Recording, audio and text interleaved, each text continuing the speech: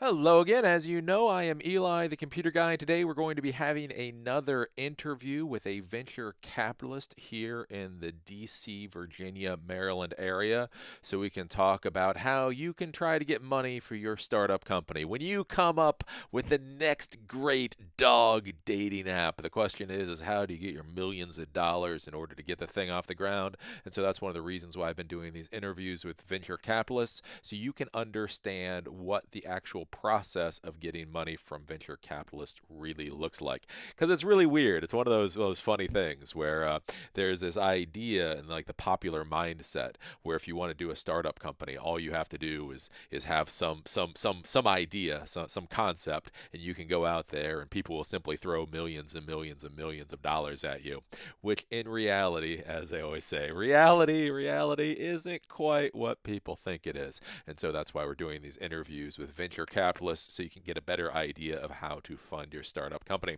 But before we get into that, I do have to talk about our sponsors because sponsors are what fund me.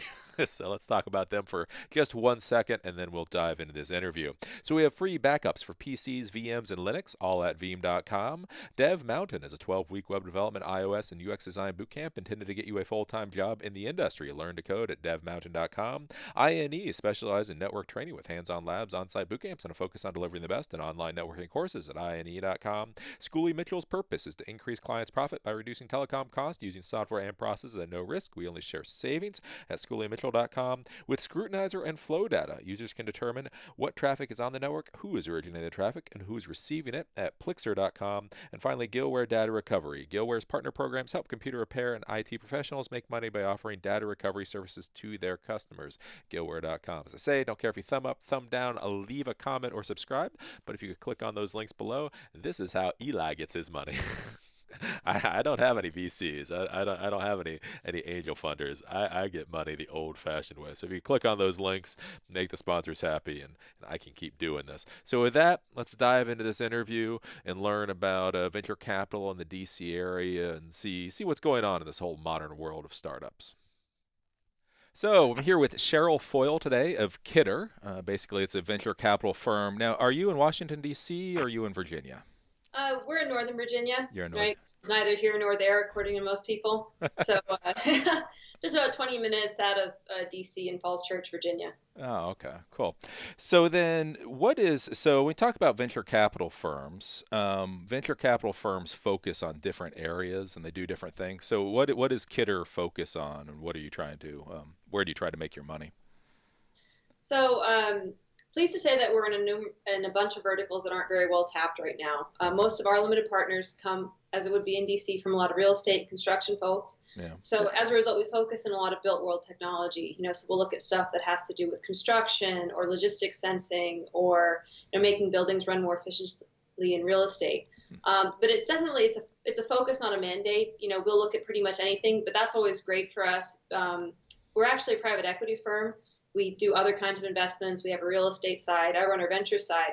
So when we're looking at something in real estate or construction, we can actually go over to the other sides of our business and say, what do you think about this? Would you buy it? And that gives us a unique advantage over a lot of other venture capital firms that just focus on investing in startups, Yeah. because we have these great connections to these very conservative industries that, they're not really prone to adopting technology. And you have to catch that moment, right before they're ready if you want to make any money there. Yeah. So that's what we specialize in. And it's working out really well, especially this year. There's been some sensors are getting a lot cheaper. People are kind of getting ready to adopt new things. Smartphones are completely ubiquitous, even for construction workers. Pretty much everybody has them now. So there's this really nice opportunity that's shaping up in those industries. All right. So then when you say private equity, so how is that different than venture capital? Like when you say that's a good part of how you do things, what exactly are you talking about there? Well, technically, venture capital is a kind of private equity. Yeah. But so what I'm just trying to say is that we're broader investors than that. So I run our venture division, and it's a particular kind of asset that we invest in, but we also do other things. And traditionally, a venture capital firm is just a venture firm. They'll have fund one will be 50 million, fund two might be 200 million, and they'll keep raising, they'll keep doing exactly what they're good at over and over and over. Well, we're bigger and we have different branches that do other things. No, okay, okay. So then, like what size, like how big is Kidder? Like you were talking, we were talking before this about the number of partners and that type of thing. Like when you look at Kidder, like how big, how many employees do you have? So, like a lot of them, we're pretty small. Okay, We're under 20 right now, okay, but especially on the real estate side, you end up using a lot of consultants and people that just aren't your people. yeah, Our venture group right now, I'm the head of it as principal. Essentially, when we do a deal, it's usually myself and our founder Todd Hitt will come together and both vote yes on a decision. And then right now I have two analysts, and then the rest of our back office is shared with the rest of the business. So accountants, graphics, marketing, and all the rest. Our total assets under management right now is something around 800 million, I believe. hmm.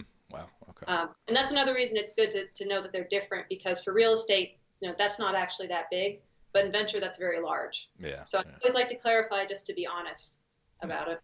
Right. And then you were talking before about that if somebody's going to be dealing with a venture capital firm, you should know like how many partners they have.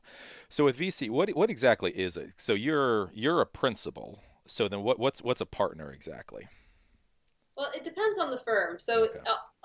for us, because again, we're a private equity firm, I function very much like a partner would at a venture firm, and so that I can sponsor deals, right? I can say, this is how much I want to put in, this is the amount, these are the companies, right? And bring it forth to be agreed upon by myself and our founder.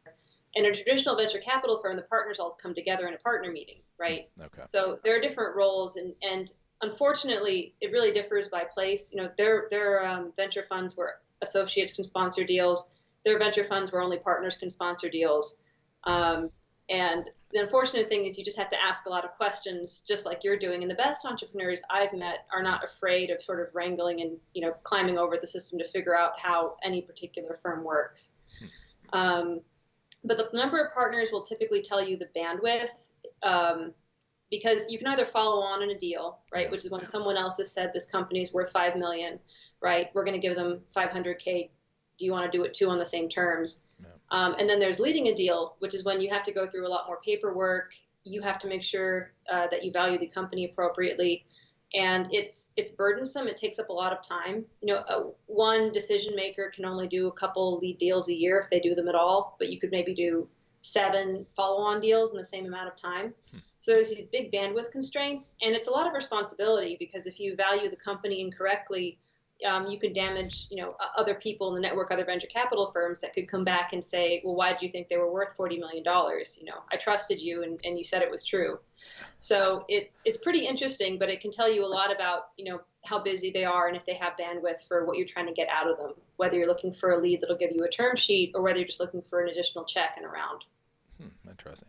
So how many partners do you think is a good number? Like if somebody's trying to go and get it, like you go and you're like, oh, 10, I like 10 or 5, or like what's a good number, do you think? It's typically in relation to the cash under management of the most recent fund, Okay. right? Yeah. So if it's a small fund, 50 million, 25 million, you only need 1 or 2.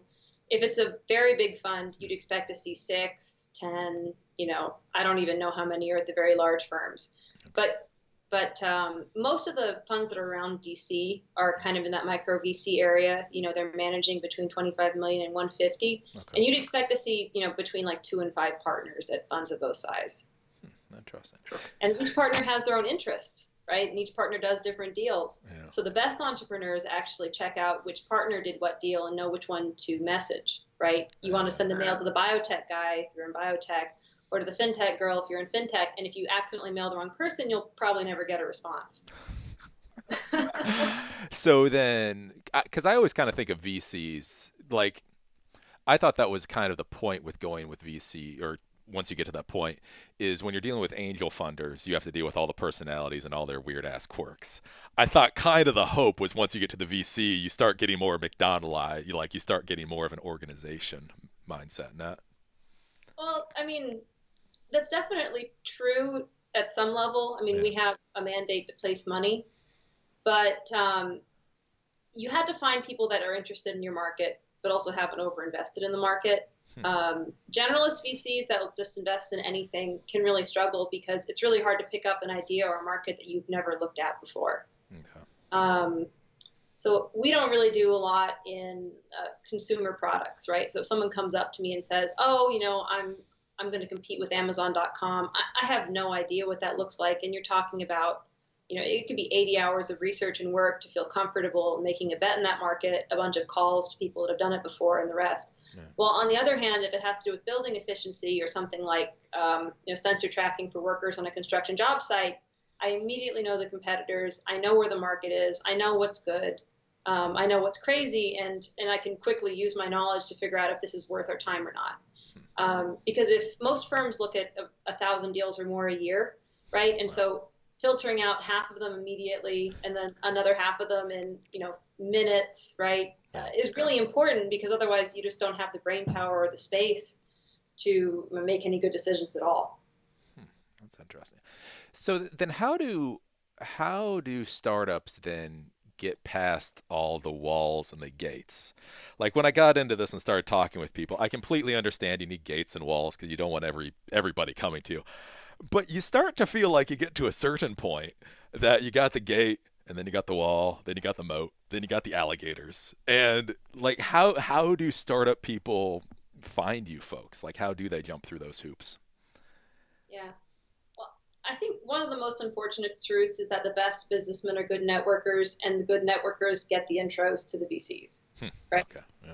So unfortunately, the being able to locate somebody that can give you a warm intro is just proof in general that you're good at business, right? Okay. Which is why the best are typically, warm intros. But, cold advice, especially as a first-time entrepreneur, one of the best things you can do is make a data room. That's when you create a Google Drive or a Dropbox and you put in your pitch deck.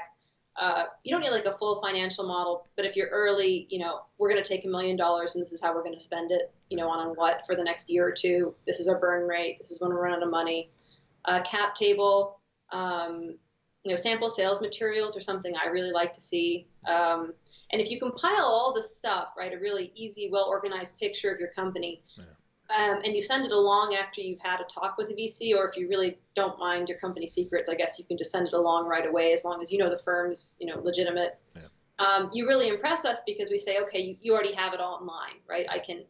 I or one of my analysts or team members can in a moment check and see, all right, the way you allocated your cap table makes sense, because we have to think about things like, does a stranger own 75% of your cap table and are they gone, right? Yeah. There's all these little checks that aren't true most of the time, but it's our burden to make sure, and go through every single time that we do a deal. So when you prepare all your facts for a venture capitalist, you're basically saying, I know how to run a business. I fully understand everything that goes into making my business, right? That my brand matters, my marketing matters, my personnel documents matter, the way I manage my IP matters, whether I'm writing 10 patents or if I've decided I'm writing none, right? You've efficiently presented it to us, and that already makes you top 5%. And then it becomes a lot easier to either look at it or send it along to somebody else because, all the work's been already done. And then we don't have to go back and send you a big list of all the things we want and then a list afterwards if we missed some stuff. So it saves us a lot of time, and that's incredibly valuable for us. So, I would say the other thing is people that check to make sure that they're in the right vertical or ask for a good intro if they've made a good impression, that know to go from one venture capitalist to another tend to do a lot better. And understanding that we're all different and that it's okay if it's not a fit is really good. So is that, with wanting all that information, is that specific to you or the East Coast or 2016, 2017? Because I remember when I first got involved with startups, I actually, it horrified me back in the day, like 4 years ago. But I was told by one of these advisors that you don't even want a business plan. You barely want an idea. Basically, you get a group of people together with half of an idea, throw it against the wall, and get money. And apparently this worked. Like, so with wanting all this information, is this something that just time has changed, or? Well, it depends on the year. You can just look at these nice graphs that tell you when things were hot and when things were cold. Yeah. But I think the mentality that you don't need a business plan is gone unless you're a serial entrepreneur. The truth is, if you're on your second or third successful company, people will take a bet on you because you're, it's a way less risky bet than on a random person you've never met before.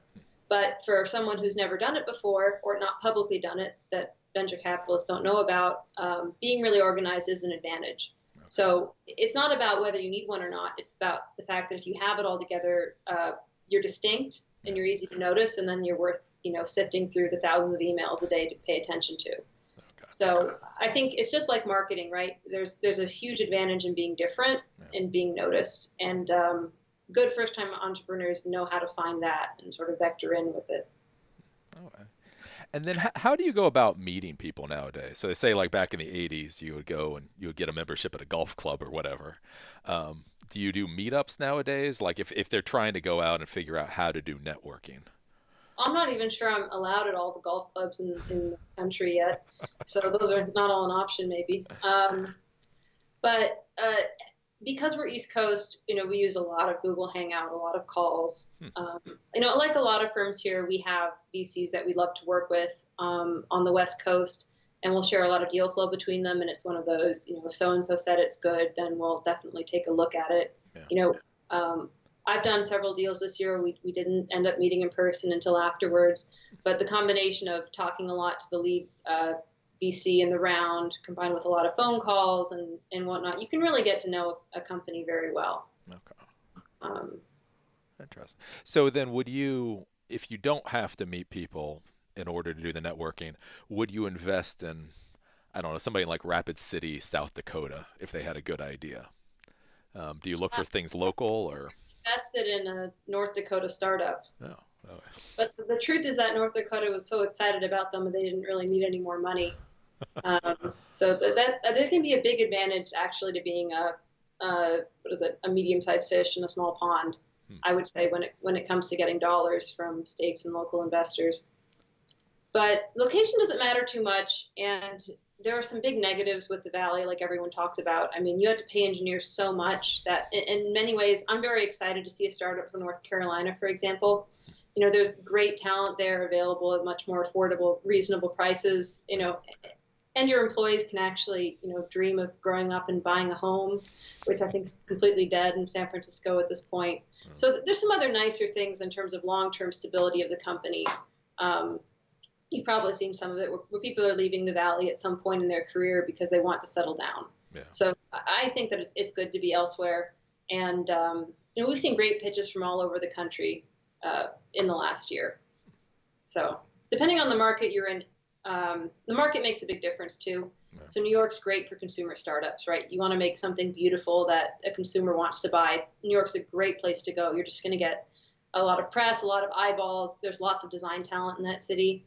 But for construction and real estate tech, you could be in New York. DC is a great place. There are areas in Texas or Florida or the Valley that are all good. And there's such big markets that you don't need to win all of it. When you're talking about attacking a problem that's worth $500 billion, it's really okay if you end up with only a couple % of the market.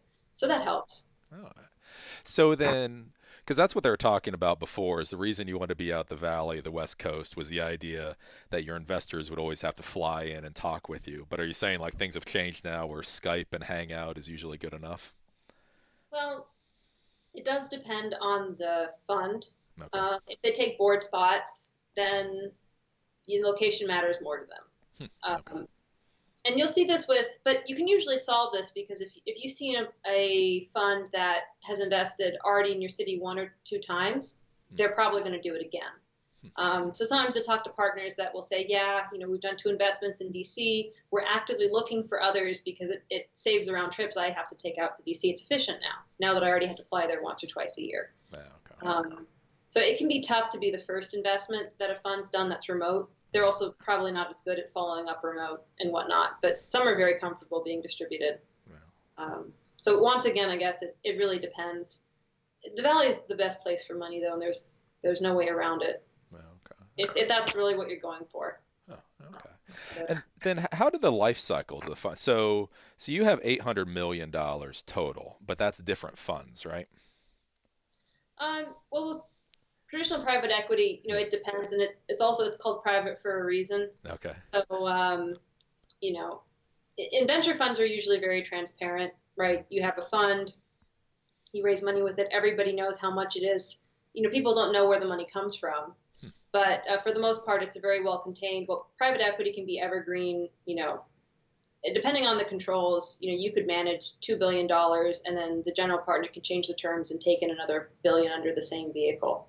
right? So it can be very nimble and flexible. Yeah. A lot of venture funds are kind of pivoting this way a little bit. So if you take something like Next Gen Ventures, who I believe you've talked to, they'll occasionally do SPVs, which are getting more popular. What's And that? that's when a single purpose vehicle. So Yeah. you make a separate LLC to invest in a company, and that allows you to syndicate additional capital in. So maybe the fund itself will put in 500K, and then you'll take an additional 2 million from other partners. But the fund is the one that manages that LLC. It's just a company, Yeah. right? Very similar to any other portfolio investment. But that allows you to basically dynamically change the amount of money that you have to play with. And we do a lot of that. It's based on our sources of capital.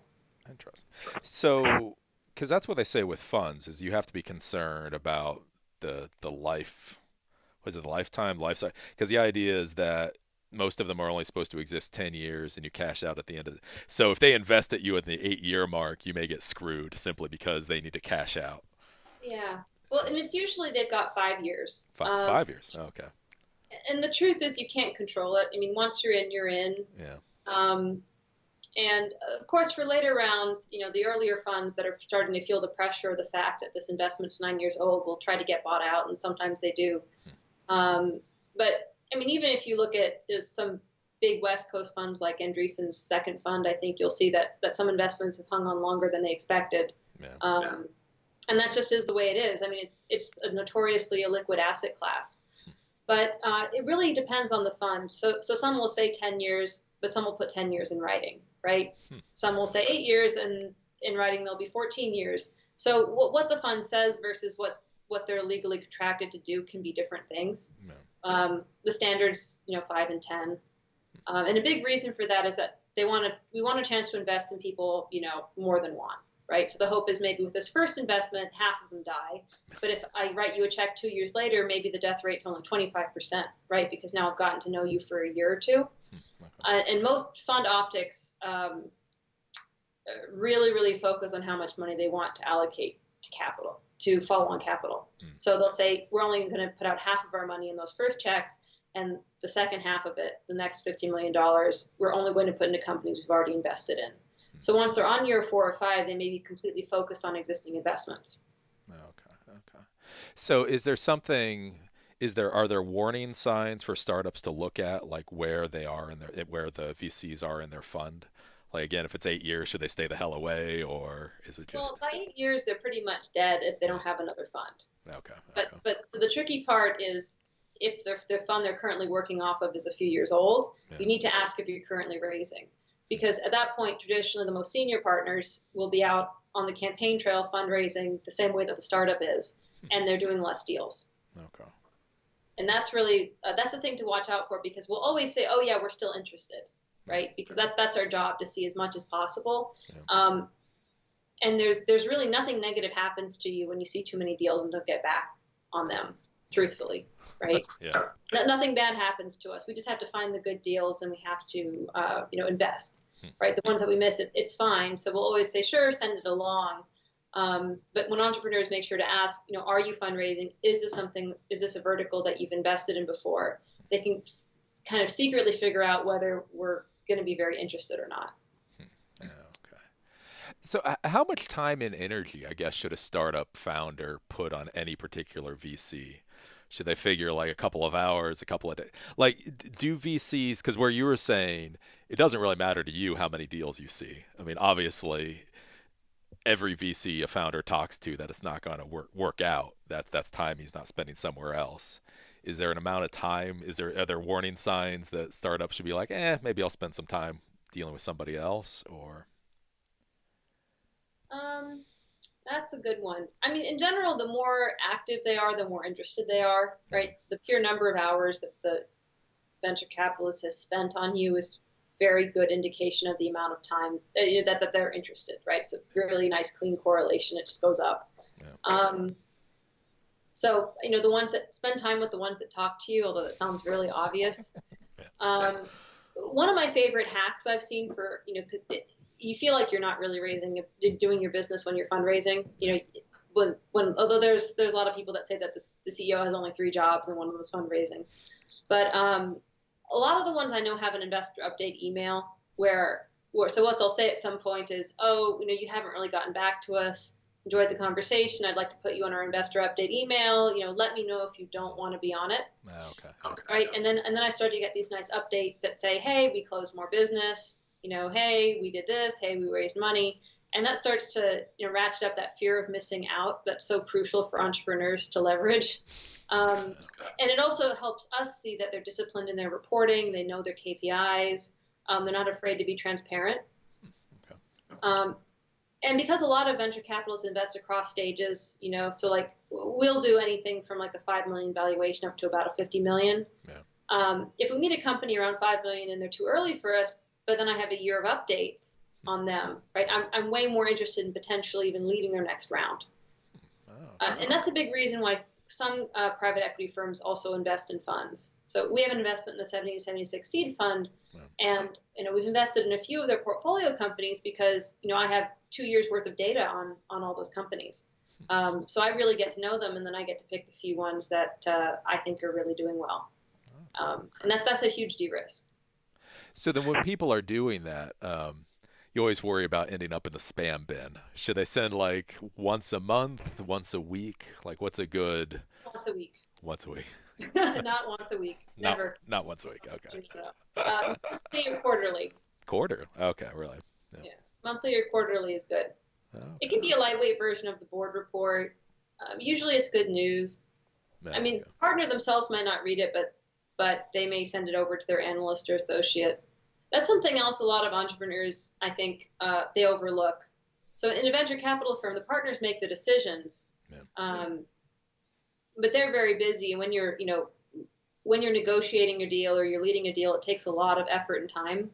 One of the best ways in is working the bottom up through the firm because analysts, associates, and VPs are really hungry to do deals. I mean, they're still trying to define their career. Partners, for the most part, are made, right? Yeah. So if you really get an associate excited about your company, they'll advocate for you. They'll push really, really hard. They have the time. They care. You send them a big thing. It's their job to read it all, right? It's not a partner's job to read it all. The partner's supposed to make decisions. Oh, okay. Informed decisions, great decisions that make good money, but decisions, right? Okay. But so, and it shows the venture capitalist that you're not just trying to get the money and go away. You're trying to, you want the relationship with the firm. Right. You really want us to understand, what you're doing. So it can be positive. And I also see, and I see a lot of entrepreneurs just they just look at the title, right? And then they say, I want to talk to your boss. And that's usually a huge misstep. That's interesting. So then, like at Kiddar or any VC firm, so what are the actual employees or like the titles mean? Because I see, because there's partner and director and associate. So then when they come in, so they'll be talking to the associate initially?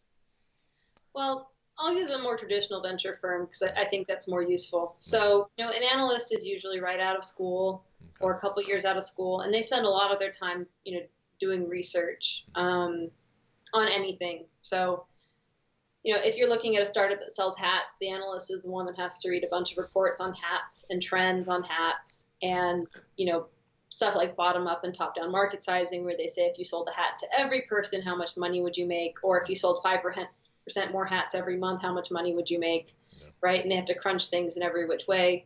Associates are pretty similar, but they're more external facing. So you're more likely to see them at events. There's a pre-MBA associate and a post-MBA associate Okay. role, which it varies by firm. But traditionally, if it's an analyst or associate, it's expected to leave to either found a company or go get an MBA at some point, right? Okay. And then the post-MBA positions are typically considered partner track, right? Which is where you get either senior associate, VP or principal, or junior partner, right? And then partner. Okay. But again, unfortunately, every firm is different. You have to kind of just go to their website and figure out what their hierarchy is like, to figure out who the decision makers are. But anyone that's an analyst or associate definitely has a boss that makes the call. Okay. So then with the employees there, like if you're dealing with the stock market, there's SEC certifications or licensing or whatever you have to get. When I talk with people at VC, it doesn't sound like you folks have that. Like is there any paperwork you put on the wall and say I'm an official whatever it is?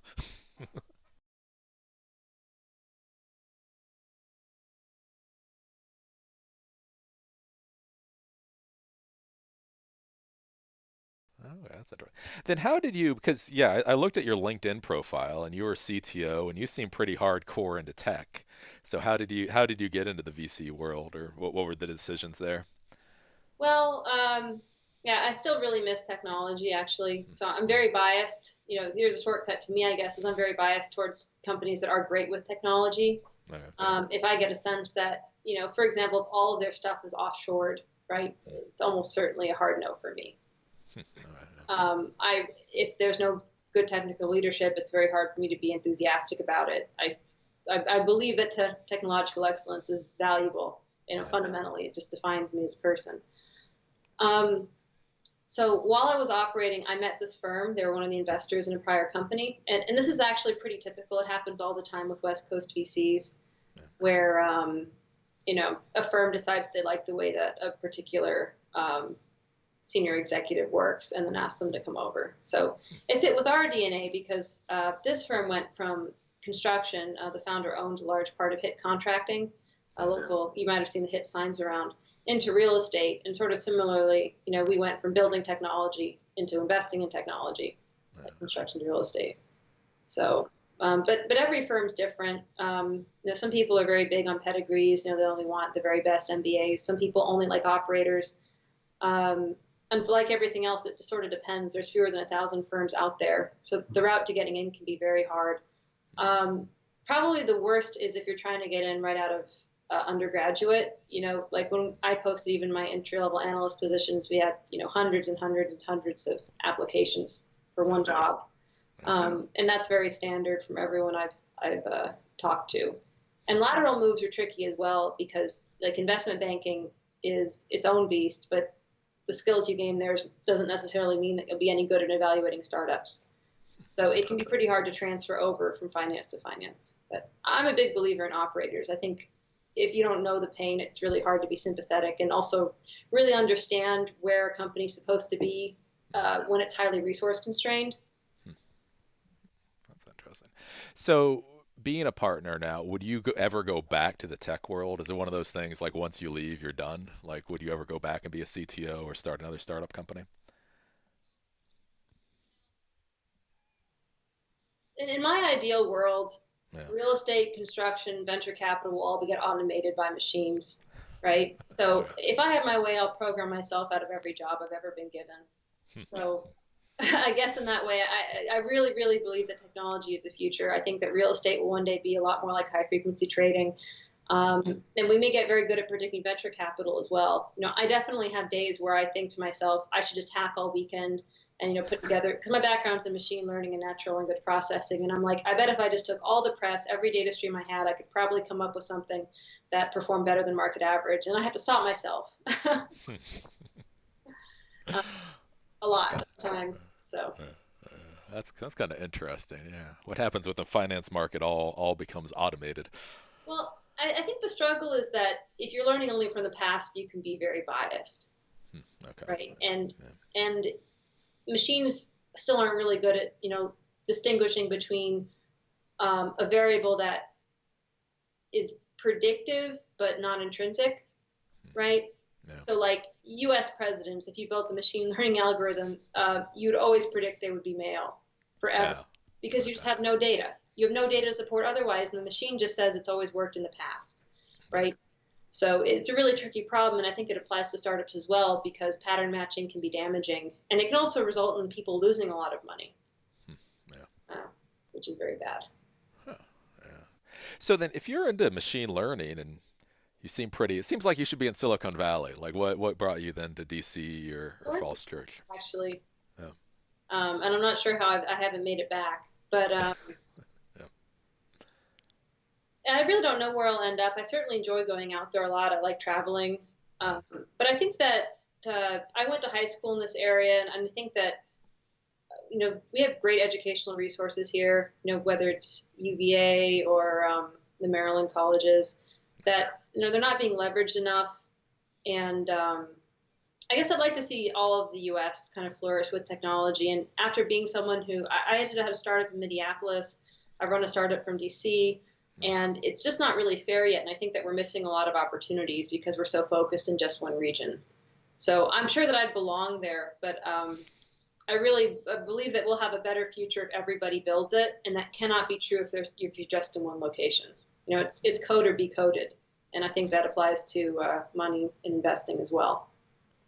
So then, if you're in Minneapolis, the DC area, the Valley, is there anything like the government, like I've had some startups talk about grants or educate, is there anything that the government has actually been able to do to make any of these areas more attractive to you?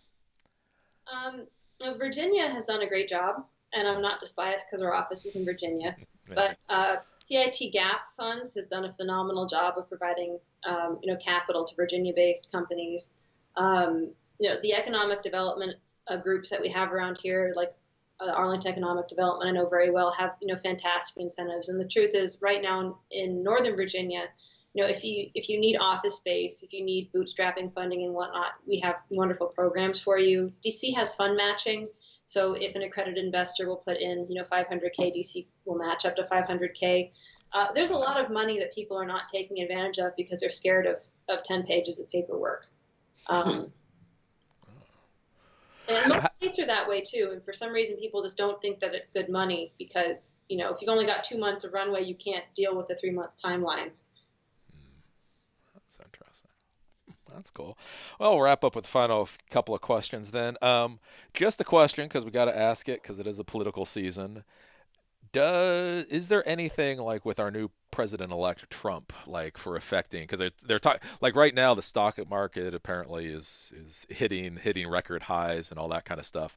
Does it affect VCs? Like, like not getting into, but is there anything specific you're looking at there that you could find valuable or concerning?